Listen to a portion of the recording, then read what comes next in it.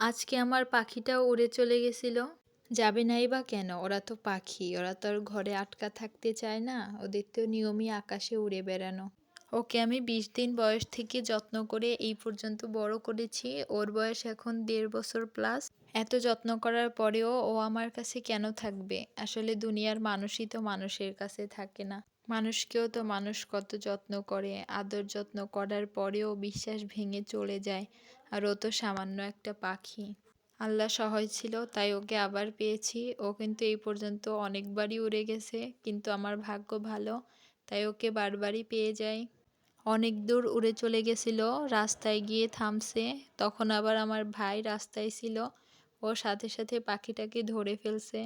আশেপাশের মানুষ সবাই দাঁড়ায় দাঁড়ায় দেখছিল ওকে।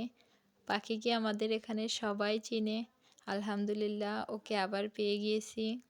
আর এতদিন আমি ওর কাছে ছিলাম না, এজন্য আমাকে চেনে না তেমন একটা যত্ন করা হয় না, এজন্য ও আমাকে ভুলে গিয়েছে।